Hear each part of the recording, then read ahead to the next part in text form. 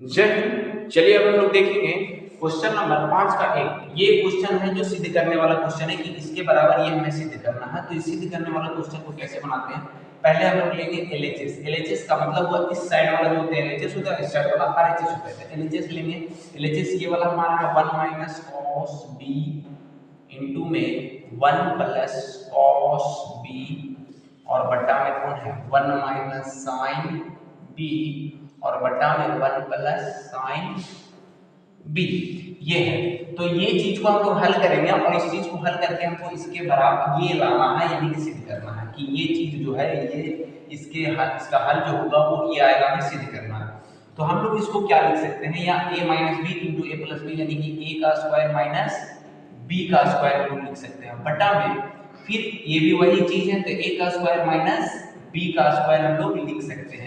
यहाँ पे क्या है कि b बराबर 30 डिग्री दिया है, तो हम यहाँ मान बैठवाएं, या फिर एक और फॉर्मूला होता है कि 1 जो है 1 का स्क्वायर 1 होगा, 1 का स्क्वायर 1 होगा माइनस cos स्क्वायर b होगा, और यहाँ पे 1 का square 1 minus sin square b होगा। अच्छा, आप लोग को याद होगा या फॉर्मूला का जब आप लोग वीडियो देखे होंगे तब आपको पता होगा कि यहाँ पे जो ये होता है इसका फॉर्मूला होता है sin स्क्वायर b, और यहाँ पे जो फॉर्मूला है इसका होता है cos स्क्वायर b।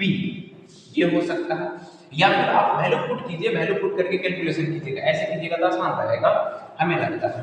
फिर देखिए यहाँ पे sin स्क्वायर 30 डिग्री लिखेंगे b के जगह पे, ठीक है, और यहाँ पे लिखेंगे cos स्क्वायर 30 डिग्री। अच्छा, sin 30 डिग्री का मान कितना होता है 1/2 और sin के बाद cos का cos 30 डिग्री का मान होता है √3/2।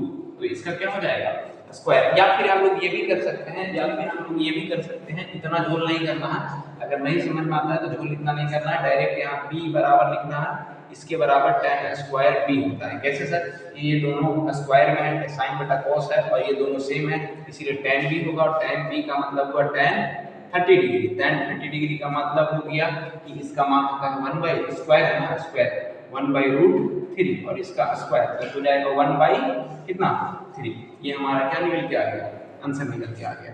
आंसर नहीं आया मतलब ये एलएचएस के बराबर, एलएचएस जो है वो आरएचएस के बराबर हो गया। आरएचएस सिद्ध हुआ, क्या हुआ, सिद्ध हुआ। ठीक है, अब हम लोग चलेंगे नेक्स्ट क्वेश्चन सिद्ध करेंगे। ठीक है, चलिए हम लोग देखेंगे 5 का 2 number question. 1 minus cos alpha 1 plus cos alpha into में है, और 1 माइनस sin अल्फा इनटू में 1 प्लस sin अल्फा है। तो इसे हम लोग फिर क्या लेंगे, एलएचएस लेंगे। एलएचएस में हमारा क्या है 1 माइनस cos अल्फा है इनटू में 1 प्लस cos अल्फा है। यहाँ पे हमें क्या दिया है 1 माइनस sin अल्फा इनटू में 1 प्लस sin अल्फा है, और हमें इसका हल जो होगा वो ये आना चाहिए, ये हमें सिद्ध करना है। तो हम लोग क्या कर सकते हैं, इस चीज को हम लोग लिख सकते हैं a minus B into A plus B. ये फॉर्मूला सेट हो रहा है, यानी कि a का square minus cos square alpha, a square minus b square. यहाँ पे a minus B into A plus B है, यानी कि a का स्क्वायर माइनस में b का स्क्वायर, ये फॉर्मूला होता है। हम लोग फॉर्मूला सेट कर सकते हैं, अगर फॉर्मूला याद है तो ठीक है, नहीं याद है तो आप लोग यहाँ अल्फा का मान 60 डिग्री रखिए, 60 डिग्री पे मान रखिए, मान रखने के बाद कैलकुलेशन कीजिए और लंबा जाएगा, लेकिन यहाँ पे आसान होगा। देखिए अब इसको हम लोग क्या लिख सकते हैं, एक कितना लिख सकते हैं, एक लिख सकते हैं, और इसको हम लोग लिख सकते हैं माइनस में cos स्क्वायर अल्फा। इसको भी हम लोग लिख सकते हैं एक माइनस में sin स्क्वायर अल्फा।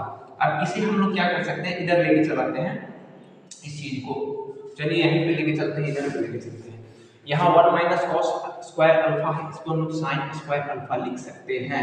कैसे सर, समझिए, आप लोगों को याद होगा sin square theta plus cos square theta बराबर में होता है।